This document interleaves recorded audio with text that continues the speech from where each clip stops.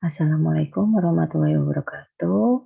Adik-adik blok 4, ketemu lagi ya dengan saya, Dr. Ika. Kita hari ini akan belajar melanjutkan materi imunologi yang kedua.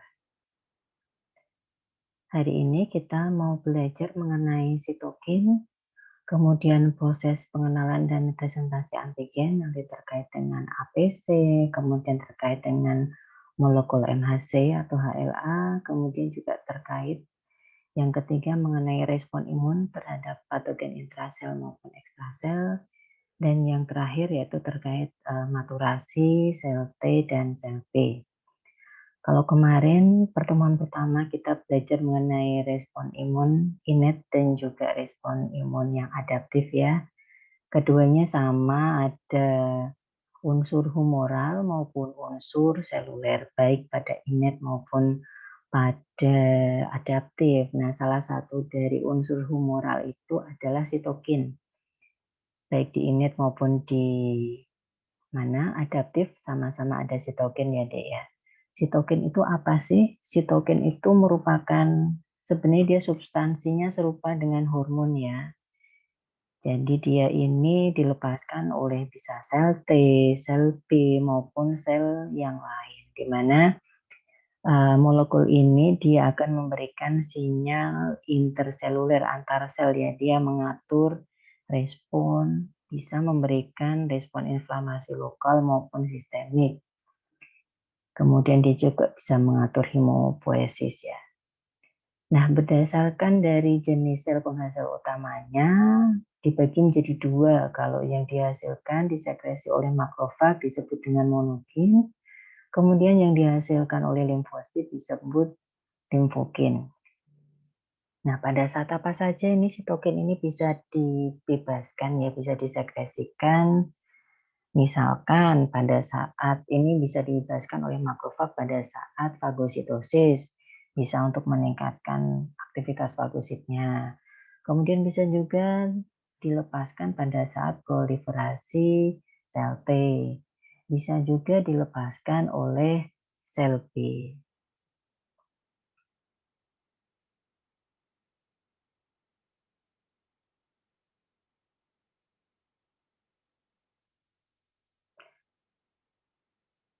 Nah, ada beberapa di sini ya.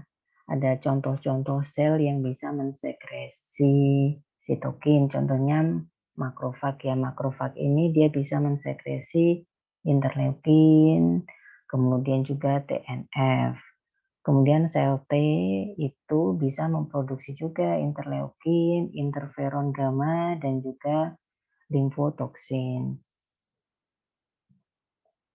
Nah, ini cara kerja dari sitokin ya. Berdasarkan cara kerjanya dibagi menjadi 3. Autokrin, ini sebagaimana hormon juga ya Dek ya, autokrin. Jadi dia diproduksi sendiri, kemudian dipakai sendiri. Jadi target selnya ya sel itu sendiri yang tadi mensekresi sitokin. Kemudian kalau parakrin, parakrin itu target selnya itu sel yang terletak di yang berdekatan, seperti itu.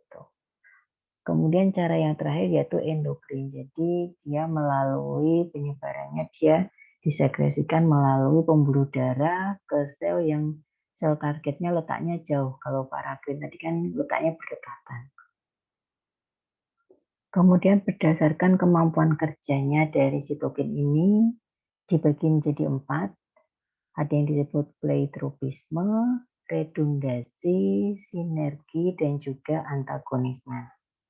Disebut pleitropisme ini apabila satu sitokin itu bisa bekerja pada beberapa sel target dan memberikan hasil yang berbeda juga. Misalkan ini sel TCD4 yang dia sudah teraktivasi. Dia akan mensekresi interleukin 4. Interleukin 4 ini bisa mempengaruhi sel B, sel T maupun makrofag, di mana nanti hasil akhirnya pun berbeda. Pada sel B dia akan memicu ya terjadinya produksi antibodi maupun imunoglobulin pada sel T, dia memicu terjadinya diferensiasi dan makrofag dia bisa menginhibisi.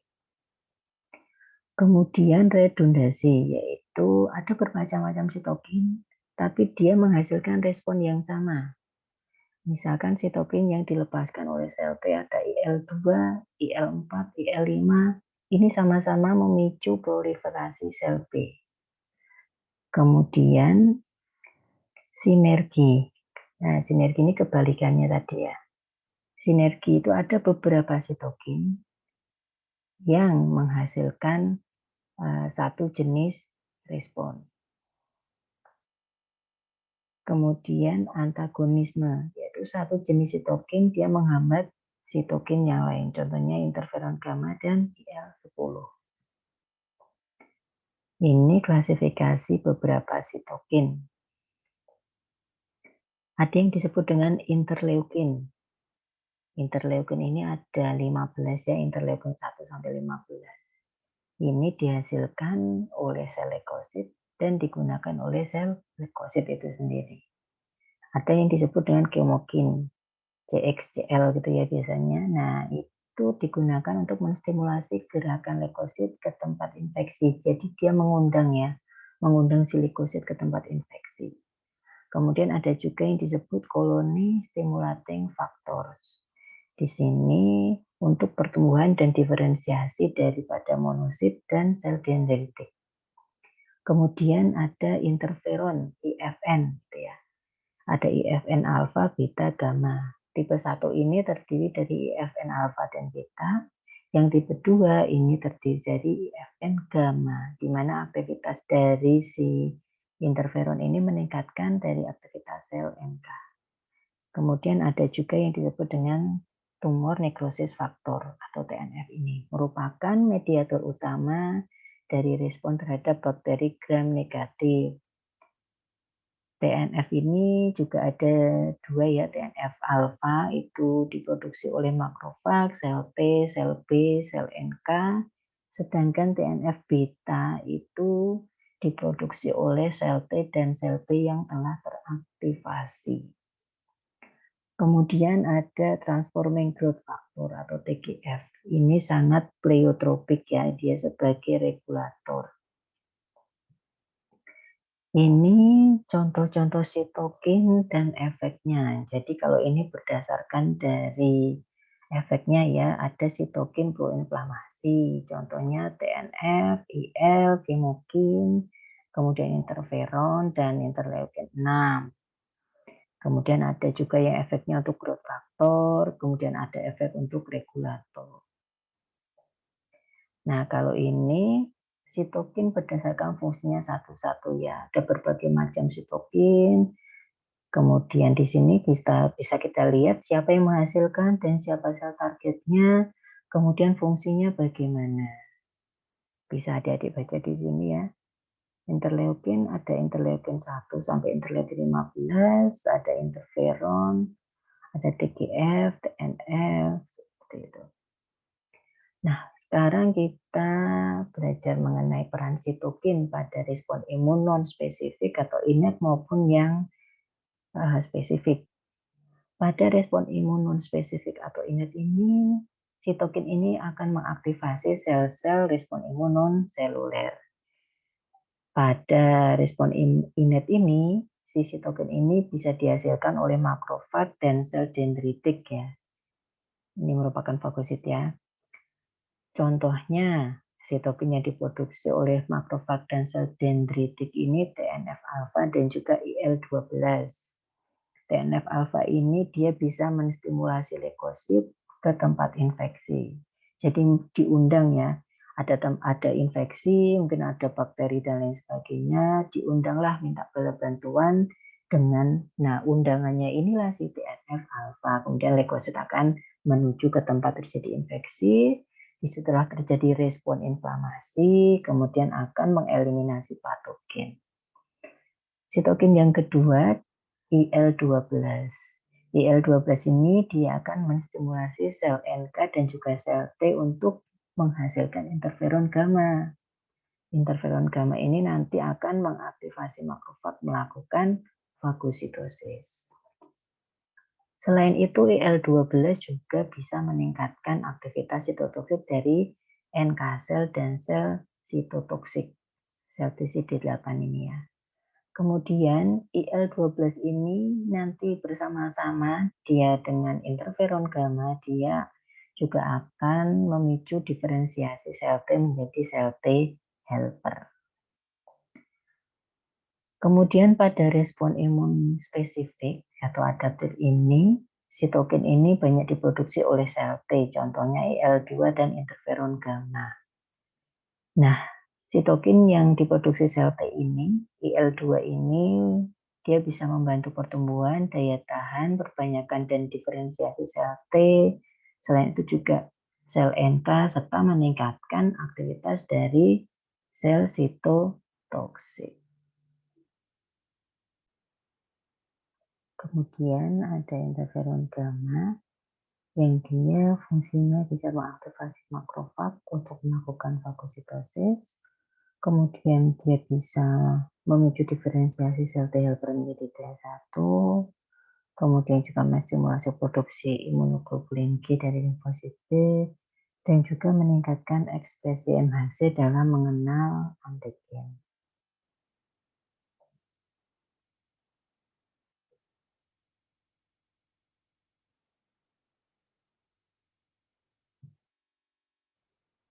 Nah, bagaimana sih proses pengenalan antigen dan juga presentasi antigennya?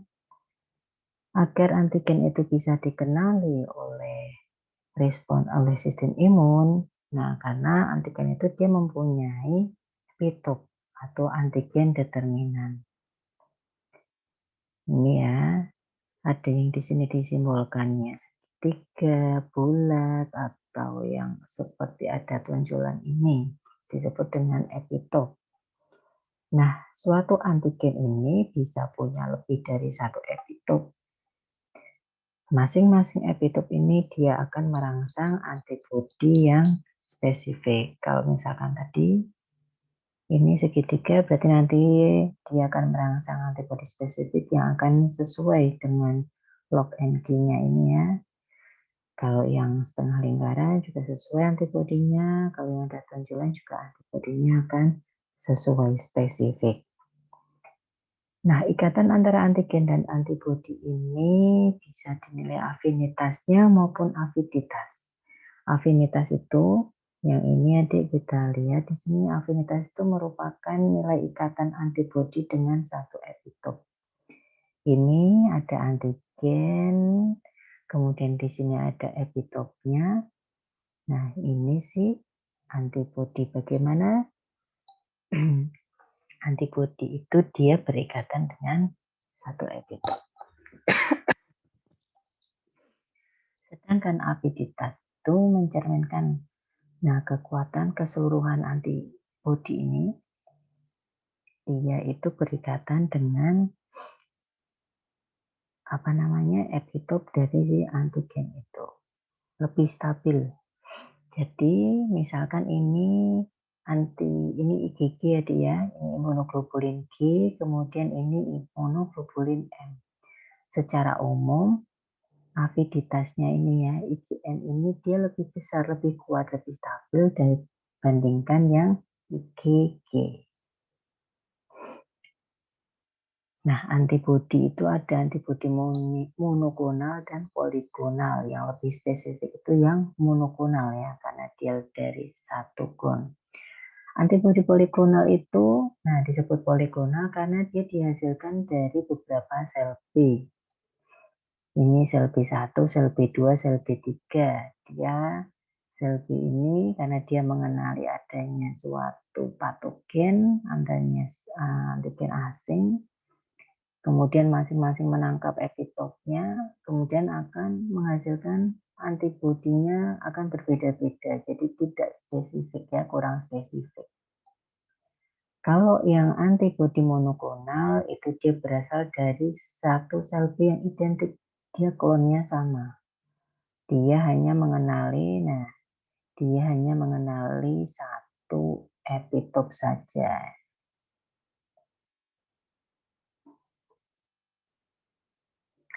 Nah, sekarang terkait dengan bagaimana antigen itu dipresentasikan. Nah, antigen itu tidak bisa serta-merta langsung dikenali, diproses ya, ya. Jadi harus ada yang mempresentasikan, harus ada yang menyajikan seperti itu. Yang berperan dalam penyajian antigen ini yaitu namanya antigen presenting cell. Sel-sel APC kemarin di pertemuan 1 juga sudah kita bahas ya. Jadi sel-sel APC itu akan menangkap antigen, kemudian antigen itu akan diekspresikan di permukaan selnya, sel APC tadi. Barulah nanti bisa dikenali oleh limfosit T, sel helper. Dan selanjutnya bisa mengaktifasi limfosit yang lain seperti sel B maupun sel T sitotoksik. Antigen ini harus dipresentasikan oleh APC yang profesional. Kalau misalkan ada APC yang tidak ya atau yang APC non profesional ini dia mempresentasikan antigen, maka akan terjadi toleransi, tidak direspon, diabaikan seperti itu, tidak diproses untuk timbul suatu respon imun.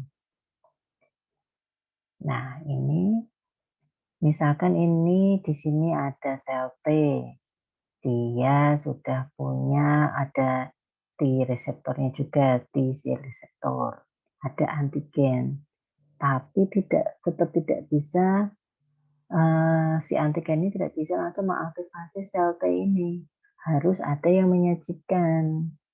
Nah, disinilah peran dari APC. Nanti kalau misalkan sel T-nya, sel T CD4, berarti yang menyajikan ini, APC-nya ini harus juga mengekspresikan molekul MHC-nya yang sesuai. Kalau CD4 berarti MHC-nya kelas 2. Kalau yang menyajikan ke CD8 berarti MHC-nya kelas 1. Di sini kita, nah ini MHC ya. Major Histocompatibility Complex. Ini sebenarnya ada di tikus ya. Kalau di manusia namanya HLA, Human Leukocyte Antigen. Nah, respon imun itu bisa dimulai kalau antigen tadi ditangkap dan diproses, kemudian disajikan oleh sel APC. Nah, sel T itu nanti bisa mengenali adanya imunogen atau antigen tadi kalau sudah adanya presentasi tadi, kemudian ditangkap oleh TCR, T cell receptor. Yang punya TCR ya sel TCD4, sel TCD8. Nah, MHC ini dibagi menjadi 2 kelas 1 dan kelas 2. Kelas 1 itu hampir sebagian sel soma ya, itu mengekspresikan ini MHC kelas 1 ini. Dia akan berikatan dengan sel T CD8 atau sitotoksik atau CTL atau TC gitu ya. Nah, molekul MHC kelas 1 ini dia bisa berikatan dengan peptida endogen hasil dari degradasi protein oleh proteosom, biasanya pada patogen intrasel. Dia kalau sudah diproses oleh makrofag, kemudian dia didegradasi oleh proteosom, nah dia nanti akan disajikan melalui molekul MHC kelas 1 ke permukaan selnya. Nah, protein MHC kelas 1 ini biasanya digunakan untuk merespon adanya infeksi virus, karena virus biasanya intrasel ya. Kemudian MHC kelas 2 ini terdapat pada sel-sel APC profesional seperti makrofag, dendritik, sel B, seperti itu. Dia akan berikatan dengan sel T CD4. Kalau kelas 1 tadi CD8, kalau yang kelas 2 CD4.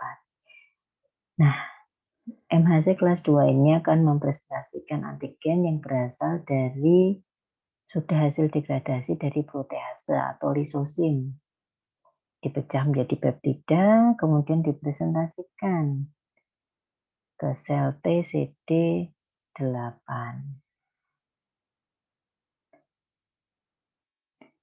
Nah, sel T yang telah teraktivasi tadi, dia akan mengeliminasi patogen tersebut. Biasanya MHC kelas 2 ini digunakan ketika merespon terhadap adanya infeksi bakteri. Nih, bagaimana sih respon imun terhadap infeksi, baik dari patogen intrasel maupun ekstrasel? Di sini secara umum ya deh ya, belum tidak membedakan apakah itu parasit, virus, jamur, bakteri. Tapi di sini prinsipnya apakah infeksi atau patogen itu berada di intrasel maupun berada di ekstrasel. Yang pertama tadi ya, kalau MHC kelas 1 itu dia akan ditangkap oleh sel TCD8, kalau kelas 2 itu oleh sel TCD4. Pertama, respon imun terhadap antigen ekstrasel. Jadi apabila ada antigen ekstraseluler, dia akan difagosit secara endositosis, pinositosis, seperti itu ya. Kemudian dia akan didigesti. Nah, setelah terjadi fusi ya atau persatuan ya dengan lisosum itu, dia akan terpecah ya ini molekulnya. Molekulnya terpecah. Nah, kemudian ini di retikulum endoplasma inilah nanti akan disintesis protein MHC kelas 2. MHC kelas 2 ini dia akan berikatan dengan tadi peptida hasil degradasi ini, kemudian dia akan berjalan menuju ke permukaan sel. Kemudian dia akan diekspresikan di permukaan sel. Kemudian respon imunnya bagaimana terhadap tadi sudah disajikan ke permukaan sel ya. Nah, setelah disajikan, untuk respon imun innate itu sendiri yang berperan di sini ya, bisa melalui fagositosis, kemudian terjadi respon inflamasi maupun aktivasi komplement. Kemarin kita sudah belajar ya mengenai aktivasi komplement itu ya. Kalau misalkan antigen ekstrasel ini kan dia termasuknya bakteri, dia akan membentuk suatu ikatan ya. Ikatan karbohidrat lipid antara bakteri itu dia kalau di sini berarti dia akan mengaktifkan komplement yang jalur alternatif. Nah, yang jalur alternatif ini setelah C3 ini teraktivasi ya, dia bisa mengaktifasi fagositosis, respon inflamasi maupun sitolisis ya karena ada porinnya ini ya. Terjadi membran attack kompleks. Nah, sedangkan dari respon imun adaptif ya, apabila ada antigen yang ekstrasel itu maka ada dua respon, adaptif humoral dan seluler. Dari humoral itu sendiri maka sel B akan berubah menjadi sel plasma, kemudian akan mensekresi antibodi. Antibodi akan berikatan dengan antigen tadi yang ada di luar sel ya, diikat, ditandai, dinetralisasi agar tidak berikatan, diopsonisasi agar mudah difagosit. Kemudian peran dari respon imun seluler yang adaptif, nah ini tadi akan difagositosis. Difagositosis oleh makrofag, di mana makrofag ini juga nanti bisa mensekresi sitokin, yang mana sitokin ini nanti bisa meningkatkan kekuatan dari si makrofag ini untuk membunuh patogen. Nah, misalkan ini ya, ada mikroba intraseluler.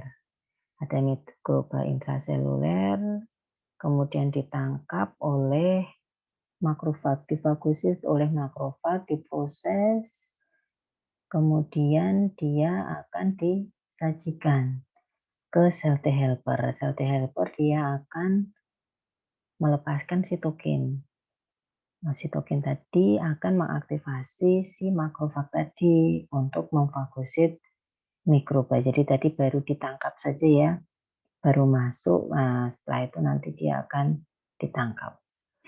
Selain oleh APC tadi, oleh makrofag, nah sel B ini dia juga bisa bertindak sebagai APC. Dia akan mempresentasikan ke sel T, tapi di sini spesialnya tidak melalui proses dahulu, tidak melalui proses difagosit, didegradasi. Karena sel B ini dia spesialnya dia punya antigen permukaan atau surface imunoglobulin. Punya antibodi permukaan maksudnya, bukan antigen ya.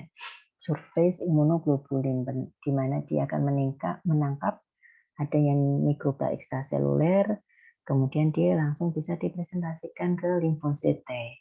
Limfosit T dia akan mensekresi sitokin, nah kemudian akan memicu proliferasi dari sel B. Sel B akan berubah menjadi sel plasma dan mensekresi antibodi. Sini ya, ini terbalik ya. Kalau yang tadi ini yang dia melalui APC, dia sel T ini bisa mensekresi berbagai macam sitokin, kemudian akan memicu sel B menjadi sel plasma, kemudian akan melepaskan antibodi. Bisa juga dia melepaskan interferon gamma, akan dia meningkatkan aktivitas makrofag untuk fagositosis. Bisa juga dia akan mensekresi sitokin TNF, ya, akan meningkatkan memicu respon inflamasi. Kemudian kalau yang tadi ya, bakteri tadi dia berikatan dengan sel B, nah tapi dia sel B akan berubah menjadi sel plasma dengan bantuan sel T helper.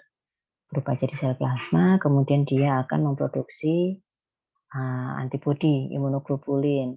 Ini tadi ya, imunoglobulin kerjanya ikatan antigen antibodi dengan netralisasi, opsonisasi. Nah, kemudian ikatan antigen antibodi ini juga bisa memicu aktivasi dari sistem komplement melalui jalur klasik ya, menjadi meningkatkan fagositosis, inflamasi melalui apa tadi kemarin ikatan C3A dan C5A, kemudian juga bakterialisis ya melalui pembentukan membran attack kompleks. Yang kedua terkait respon imun terhadap antigen intrasel. Nah, karena antigen intrasel ini kan dia tidak bisa dijangkau oleh antibodi, tidak bisa dijangkau oleh imunoglobulin dia karena letaknya si antigen ini berada di intrasel. Kalau antibodi kan dia ada di pembuluh darah, di mana namanya Dek? Di pembuluh darah ya, di luar sel itu. Nah, karena ini di dalam sel sulit dijangkau, jadinya mekanismenya berbeda. Ada antigen yang dia letaknya intrasel, maka dia akan didigesti oleh proteosom. Kemudian setelah didegradasi tadi akan terfragmentasi menjadi peptid-peptid, dia akan kemudian memicu retikulum endoplasma ini untuk membentuk MHC kelas 1. Kemudian fragmen peptid tadi akan diikat oleh molekul MHC kelas 1, kemudian akan diekspresikan di permukaan sel. Nah, respon imunnya terhadap antigen ekstrasel untuk innate bagaimana? Ini untuk innate itu diperankan oleh sel NK. Jadi sel NK ini dia bisa mengenali adanya sel yang telah terinfeksi virus, terinfeksi bakteri intrasel seperti itu ya. Si sel NK ini kemudian dia akan membebaskan, akan mensekresi porin dan granzim. Sekresi porin dan granzim ini kemudian sel yang telah terinfeksi tadi akhirnya dia akan lisis. Nah, selain itu juga kalau tadi selnya lisis ya Dek ya. Nah, kalau yang kedua di sini ini ada makrofag yang dia telah terinfeksi oleh mikroba. Kemudian dia akan mempresentasikan ke sel NK. Selain mempresentasikan ke sel NK, si makrofag ini dia juga akan mensekresi sitokin namanya IL-12, interleukin 12. Nah, kemudian setelah itu si sel NK ini juga merespon dengan mengeluarkan sitokin namanya interferon gamma. Interferon gamma ini yang menyuruh ya Dek ya, menyuruh si makrofag ini untuk memfagositosis mikroba yang tadi sudah ada di dalam makrofag tadi. Untuk respon imun adaptif ini diperankan oleh sel T CD8 atau sel T sitotoksik. Nah, sel T sitotoksik ini dia mengenali adanya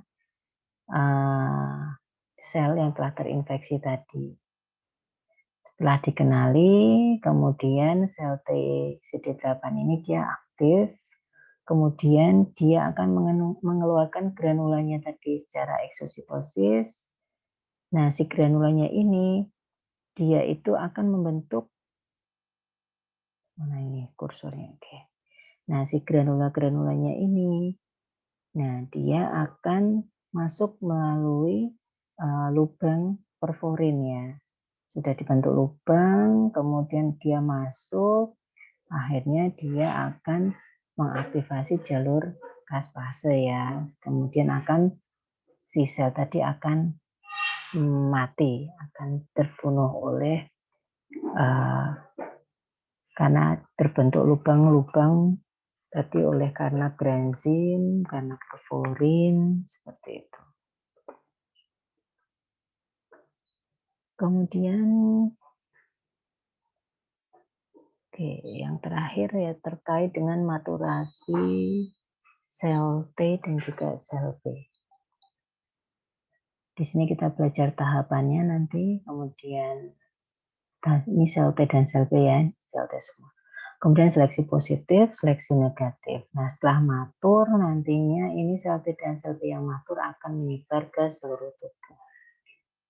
Tahapan dari maturasi sel B ya, mulai dari sel pro-B, kemudian sel pre-B, imatur, kemudian matur. Pada tahapan sel pro-B ini terjadi diferensiasi ya dari sel punca menjadi sel B. Pada tahapan ini belum dihasilkan imunoglobulin. Sel pro-B ini akan mengekspresikan cluster differentiation atau CD19 dan CD10. Kemudian pada tahap sel pre-B inilah mulai terbentuk adanya antibodi yang sederhana. Pada tahap ini sel pre-B akan mengekspresikan CD34. Kemudian pada tahap sel B imatur ini penanda dari sel yang tadi CD34 tadi mulai menghilang dan mulai terekspresilah IgM. Nah, pada tahap sel B imatur ini juga lah terjadi proses yang namanya seleksi negatif. Jadi, pada seleksi negatif ini, sel B yang imatur tadi akan dihadapkan dengan protein tubuh atau self antigen. Ini ya,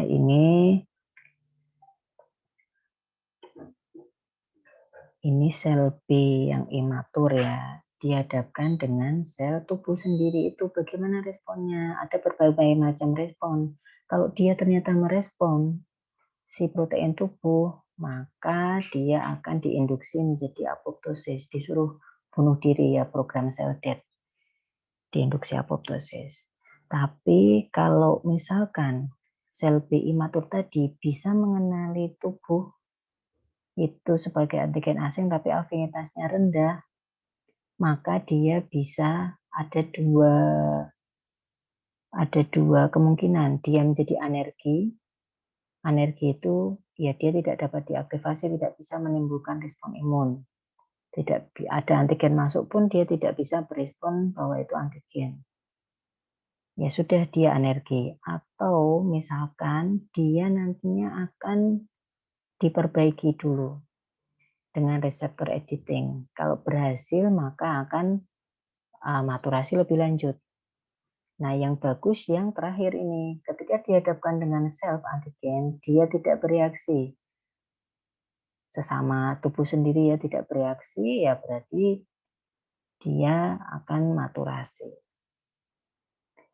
Nah, setelah sel B tadi matur, dia akan keluar dari sumsum tulang menuju ke organ limfatik sekunder.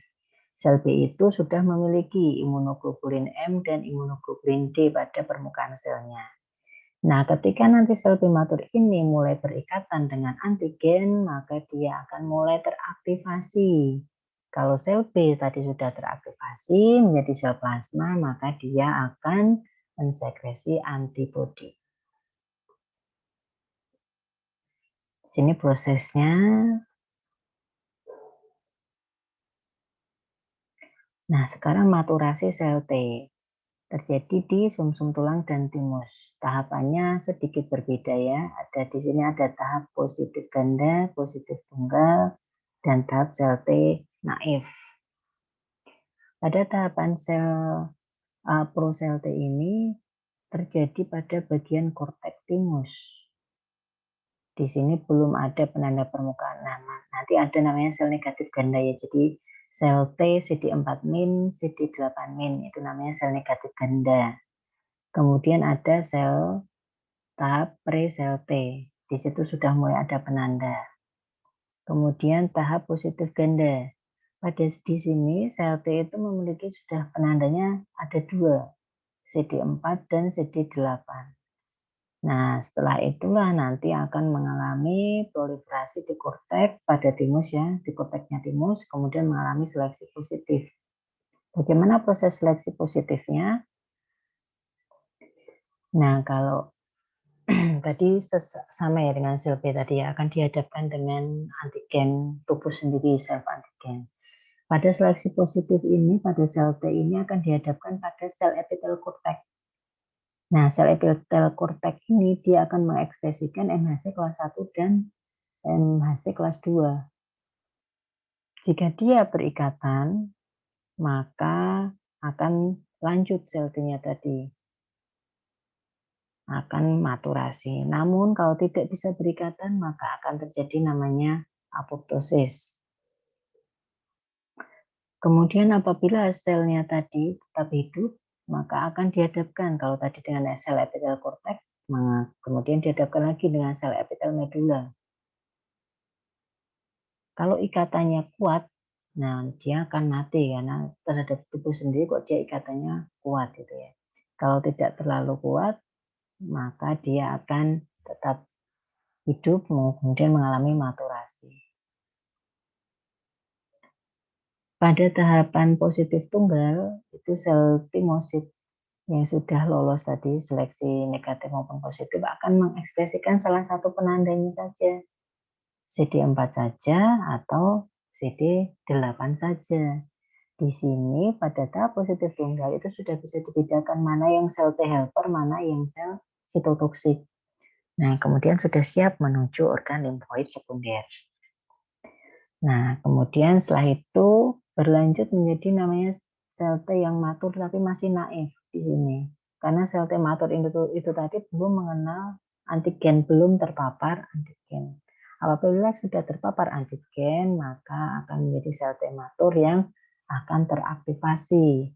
Nah, sel T yang naif ini tadi bisa menjadi TH1, TH2, TH17 maupun Treg. Baik, untuk pertemuan yang kedua ini saya rasa cukup ya Dek ya. Nanti silakan adik-adik bisa mempelajari lebih lanjut, lebih dalam lagi untuk mengerjakan tugas sama seperti kemarin ya, memperdalamnya mengenai sitokin sesuai dengan materi pertemuan kedua ini ya, mengenai sitokin, kemudian respon imun terhadap patogen ekstrasel maupun intrasel, dan juga maturasi sel T dan sel B. Baik, saya cukupkan sekian untuk pertemuan ini. Alhamdulillahirabbil alamin. Wabillahi taufiq wal hidayah. Assalamualaikum warahmatullahi wabarakatuh.